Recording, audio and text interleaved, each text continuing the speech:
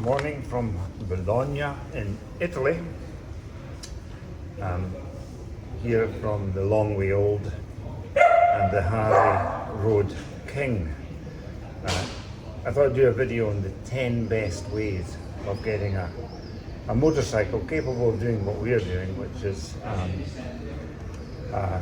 we've done 4,000 miles since leaving Edinburgh.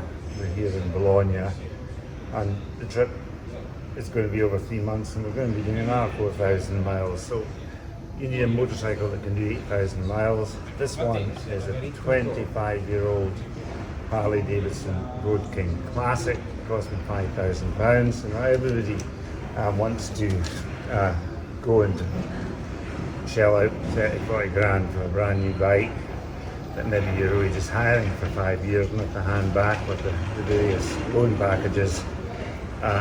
Much better if you can get the same joy, the same experience, the same performance really out of £5,000. So here are my 10 points, 10 goals, 10 aims that you should have, which if you follow will get you your bike of your dream, and be able to do a trip like this reliably and have just as much fun, possibly more fun, than if you've gone and got yourself a brand new bike, which you would expect to do. 25-year-old bike, well, a little more concern, a little more chance of things going wrong, but not if you follow these 10 rules, because Harley did, and the first rule is choose your bike. So just so that you understand, I've driven motorbikes since I was 17. I started in fizzies, Yamaha fizzies. I'm now 66. My wife that's traveling with me is a couple of years younger. They say an old dog can't be taught new tricks, but an old dog can teach a new dog some old dog tricks. So that's what I would like to do here. And the number one on this list, and I've got 10, and it's the last two that are the most important, so please stay tuned. The number one is choose the motorcycle of your choice, and it might as well be your choice, not just anyone that comes along and you make do with. I've driven all types of bikes, sports tours, I've driven the motor sports bikes, and I've had 4 Harleys. And the reason I chose a Harley in my 30s was that in the 90s I'd got the new Triumph 1200, which John Bloor came out with. It was an exciting time. Triumph had a bike that was being resurrected, and had a bike which could compete with Japanese bikes. And I started a new business with my wife, and the motorbike was the only form of transport. And it coincided with the time when the police got new video cameras for speeding. And after 9 months, I had 9 penalty points. I mean, this bike did 140 brake horsepower. It was exciting, above 100 mile per hour. And I knew if I kept it, I mean, I tried driving it at 70 mile per hour. It was so boring on the motorway, because I had a 30-mile trip to do every day. I just knew I was going to lose my license. So, like many of you, I dare say, you thought, well, Harley Davidson's slow. Why does anybody want to buy a Harley? Well, I bought the Harley simply just to keep my license. And it certainly worked, because at 70 miles per hour, it was quite exciting, simply because there's nothing like as good at handling these speeds as the Triumph.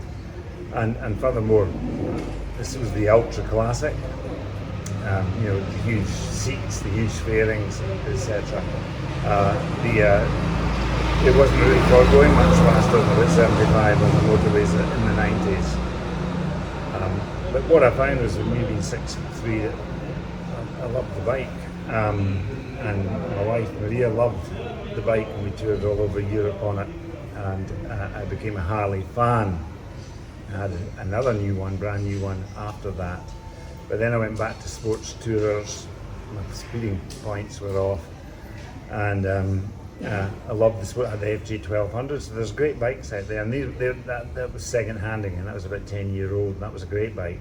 Probably my second most favourite bike to this one was the FG 1200. And then I had the Yamaha FGR 1300 for about 5 years, and that was incredibly reliable. It did everything you could possibly want. You could travel at 110, 120 if you so wished, and it could take two up. It was good, but it wasn't as good as something like a Harley for two people up and loads of luggage. And indeed, when I was two up, Maria didn't want me going faster than 85 anyway. And that was fast enough with that mile weight on that bike. In fact, it was less stable than the Harley. So I've always liked Harleys, and this time I decided I'm going back to Harley. I don't want to be spending 30, 40 grand. Didn't want to take on loans to cover that. I drive every month of the year, all the way through the year. Much preferred to see if I could get a bike at £5,000 and make sure it was capable of doing what I wanted it to do. So then you've got to choose your bike. You've then got to choose your model of the bike. I chose this Harley Davidson Roadking Classic, year 2000, because I didn't really want all the paraphernalia. I mean, these days, and this is just me, other people would like it and do think it's cute, but the last Ultra Classic had a tape deck in it. By 2000 it might have a CD player in it. That's fine if that's what you want. The sat nav, I don't know if it even had a sat nav. I doubt very much if it did, it would be ridiculous. You would never use it. And everything you need, it actually comes in your phone. So if you've got a phone and you've got speakers in your helmet, then that's the best way for entertainment in my view. Why pay a fortune for other stuff to boom it out and bright and grand as the Sunday, although that is quite fun. I have done that. I did that in the 90s with the music blaring out. Got stopped with the police for doing that on a Sunday morning. But you know, with age maybe comes a little more wisdom. So rule number one, choose the bike make that you want, choose the model, and then look around for what's on offer, and it's helpful if you've got time to do that. The other thing you've got to look at is, I mean, in a Harley, because they keep their value, and it's not really about how old they are, it's about getting one in the right condition. You know, I could have possibly got one about 2007 for about that price. So anyway, this one came up and it was year 2000, and I knew that model of Road King, which would be the 1485 twin cam, the early twin cams up to 2007, they had a problem with the cam chain tension, and it's all over the net, it's all over YouTube. However, a lot of people steer away from that model as a result, but the truth is that there's a pretty strange motorcycle of that age that wouldn't have had that fixed, because it was basically a bit of plastic that tensions the cam chains, and it's a tiny bit of plastic, and it wears out after 20,000, 25,000 miles. But replacement ones, they've got a better material, and they can do up to 40,000 miles. So I wanted to make sure, so rule number two is check whatever bike you've got, check what difficulties it has. Because it's older, it's likely to be fixed, but check that it has. So I emailed the seller, and he told me that around 30,000 miles it had been replaced, so the bike was about 50,000. I know that I'm going to have to do that again, probably at the end of this trip. I did check before I went on the trip, and it was fine. There was plenty of room for wear yet, and that's a difficult job. I could put it in some place. Harley Davidson won't want to do it. An old bike like that, I need to get somebody who does Harleys, or I could do it myself. And quite frankly, I think I'm going to do it myself, because it takes so long to get somebody else to do it. It's not that difficult, and there's loads of YouTube videos on the subject, and that's the case for any form of maintenance. So you check that's rule 2. You check that it's been done, which in this case this one had. And then rule 3 was, if I'm only paying £5,000, Harleys can be modified in all sorts of ways. I'm unlikely to go and do the modifications because they might come to as much as the bike costs in the first place. So I was looking for a bike that had what I wanted, and what I wanted was, I was prepared to put up with a bike that can sit for 2 people and around 70, 75, but you know, the modern roads, and you're always going to want to take motorways at some point, as well as twisties, etc., because you've got to get places. I wanted something that could sit at a higher speed than that. So this motorbike started at 1485 one, I think it's 1485. The created sort of high 70s brake horsepower, maybe 80s of torque. It's fine, low speed, it's lovely. Comfortable cruiser, but it can't do what I would be wanting to do, would be maybe to be able to sit at 85, 90 on a motorway. But this one had been bored out from new to the 1565, which was your 2007 model, so that gave it more power. And then in addition to that, it had a stage 2, and the cam that had been put into it brought in power high up for Harley Davidson, which is around 3,000 to 5,000 revs, and it's a 5-speed engine, which is ideal for that sort of power, because when you hit 80, it's only doing 3,000 revs, so it's just coming into its power band. So the engine's more than capable of doing any speed I want. Could probably take it up over 100, but the reason I don't know that is that the other problem with these motorcycles is that Harley has developed the touring frame since then, because you can get a weave going, and to be honest, when I first got it, the weave was starting to happen about maybe 73, 74.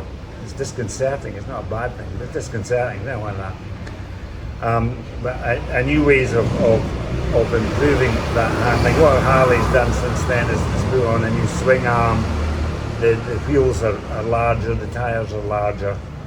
There's downsides to that as well, because I know that the New York police, for instance, didn't like it when they brought them out, because if you've ever seen the New York police doing their competitions on manoeuvrability at slow speed, the smaller wheels are actually better at that. So this bike's actually better in twisties than your brand new one, but it was falling down at top end. So I knew now I had an engine that was capable of going at the sort of speeds I wanted to go at. I mean, sometimes I'm perfectly happy with Maria on the back sitting at 75, but sometimes you're wanting to get there. You want to be able to do 85, and actually it's a bit of a myth this about danger. If something were to happen, you want to have a choice, so you're most likely to brake, but you might want to accelerate out of trouble. So I know that if I'm sitting at 85, I can open up the throttle, and I've still got loads of power there to move quicker. So you need to get, I think this is rule 3, I can't remember, is rule 3, you want to buy a bike that's got what you want on it, and it's not just about the power. You want it to have, in my case, the side bags. It needs to have a carrier. These things all cost a lot of money. I've got size 13 feet. It's got larger chrome foot, whatever you call them. It's got a larger brake pedal. It's got everything actually needed. It actually all adds up. It's got an oil cooler. Well, these bikes did suffer from overheating, but even now I stop it in a hot country at traffic lights because it's air cooled, and they'll start spurting if they get too hot out of the air filter, which the first time that happened gave me quite a shock. So, but it's got an oil cooler which mitigates that. It's got, which Road Kings don't have, it's got these front pockets, which are also great in my view for weather and everything when it's raining. It really helps. You normally going to get them in the Ultra Classics. The guy put them on, and they all cost a lot of money. He's had to get color coded, etc. What else has it got? I can't remember at the moment. It's got other things. It's just got chrome bits, etc. Where you wouldn't have got that from standard. And it turns out this is an American import. And one of the most important things for me is it's got air suspension in the front, the same as the Ultra Classics, because I like the air suspension in the 90s. You just adjust it so it can carry any amount of weight. This one's got it, although ChatGPT says no Road King does. Well, this one does. I don't know if they added it, or I don't know, or maybe it was an American spec, but it's got the same as what an Ultra Classic has. So it had all these things. So that's rule 3, and then rule 4, you want to check, as I say, that the work was done, which had done. You want to speak to the owner. This guy seemed, he's a nice guy. He's self-employed himself. He'd been touring with his wife. He didn't sound like somebody who was going to give me any bullshit. And you want to ask him what he's done recently to the bike, and basically for the last year and a half he'd hardly been using it, but he put it through an MOT and he'd done an oil change. Okay, so the tyres only looked as though they had maybe like a couple of thousand miles left in them. I knew of that cost. So you chat to the person. It was 500 miles away from where I was living. So what? It's about getting the right bike. What I did is I didn't go down. I got him to do a video of it. I got him to start the engine and everything. I could hear the battery. It just didn't turn the engine over at the rate that I would be expecting. So I was expecting I'd have to get a new battery. It was a very detailed video of it. Looked great. I wasn't going to go travel down 500 miles. I was busy.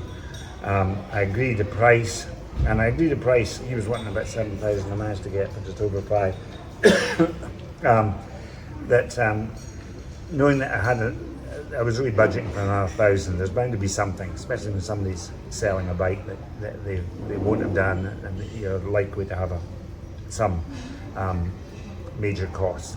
So agreed the figure, got it, put it on a carrier, and it got taken up to Edinburgh, and then I drove it from Edinburgh to the Highlands. So that's rule 4. You get your price sorted out. You don't restrict yourself to within 50 miles. There's not going to be that many bikes come up that's to your spec. And you chat with the owner.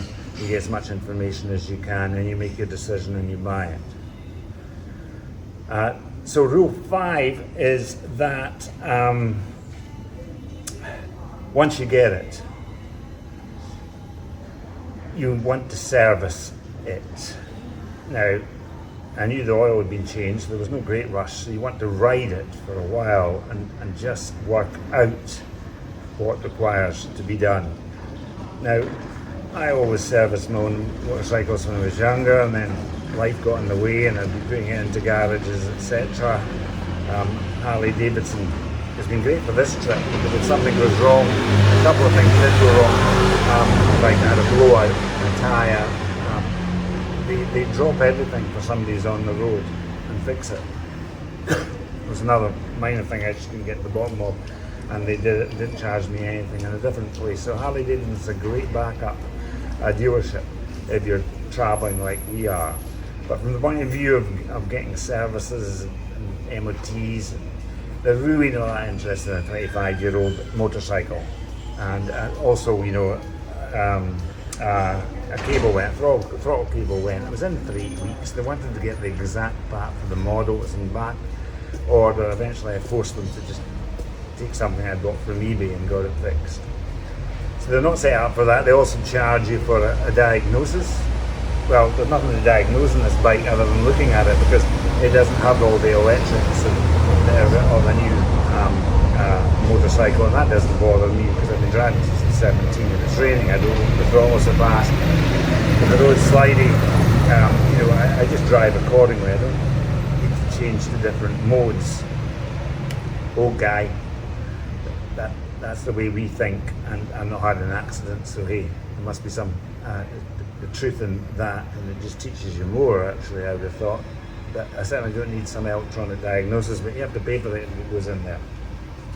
So you would have to find somebody that back street that's prepared to do it, and what I find is it's just very difficult to get bikes booked in, and so for a number of reasons I'm just doing my own servicing and doing everything myself, and I'm really enjoying it. So you do your own servicing, you get things. What I found was that the front air suspension no longer worked. And you look on YouTube and say, oh, you just have to get a new suspension, or a lot of people just use it because it's air on oil, and the oil works okay. In fact, Harley Davidson moved away from the air suspension shortly after this, which in my view was a mistake, because the air suspension is great. However, having pulled off the chrome at the front there, because I was going to do the fork oil, because I think you have to concentrate on the long-term service items which are unlikely to have been done, so I wanted to change the fork oil. It was just straw, hollow plastic tubing that forms the air suspension, and it goes into wee sort of crimp-on links. Now those crimp-on links just weren't holding the plastic. The plastic was also getting, I don't know, it's 25-year-old. So £15 I got a kit, because it's not just relating to Harley Davidson, used elsewhere. And I got it repaired, and it worked amazingly. And it also then had the added advantage, because Doc Harley on YouTube said that these bikes, because they've got the air suspension, changing the fork oil is so simple. You drain out your fork oil on one side, the old fork oil, you measure out your new oil, and then because it's an air system, you go to the valve, you take out the valve, and with a wee hand vacuum, you just draw up the amount of new fluid you need. And actually, it's a 10-minute job. You don't have to take anything off. I've taken it off to find out, because I didn't think I had an air system that could work. But once the air system is there, you don't have to take anything off. You don't have to take all the chrome at the front of the Roadking off. You can change your fork oil in 10 minutes. So all of that's good. You just have to ride with the bike and work out what's wrong or what's needed to be done. And it's not that easy, because a Harley Davidson is an air-cooled bike, and there's a lot of clatter when you first start, because everything has to have space between your lifters, etc., because metal is expanding as it gets hot. So you've got to work out what's normal and what isn't, and it really just comes with riding the bike experience. So then there's the handling aspect. I can't remember what rule I'm on now, probably about rule 8, and the best way is to go about sort of 70 miles per hour and take your hands off the handlebars. And I was finding that the bike was slowly moving towards the left. Now I had done the alignment of the rear wheel. You do it with, I think I did it with a bit of cord, a pencil, etc. It's not exact, but it seemed to me that therefore it needed moved a little to the alignment needed to go a bit more to the left to stop that happening. So I just adjusted that. It's just a small turn, but it made a huge difference. And so did the air suspension, because if you then set it up correctly, so if there's two of us, I've got it on the maximum at the rear, which is 35 pounds, because I've got two of us, plus I've got all the luggage. And the front one I've got on about 22, and that is absolutely solid at 85 miles per hour. Absolutely solid. Can take it up to 90. My wife starts hitting me if I do. And then if it's just yourself, then you just adjust it to probably something like maybe I do. I'm 6'3" and 14 stone. I adjust it to something like 12 at the front and maybe 15, 16 at the back. And then again, it's absolutely solid. But if you don't do that, you can start getting that weave.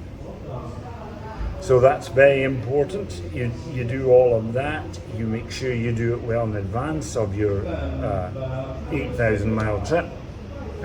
Probably better if, in my case, I'd had it for about a year.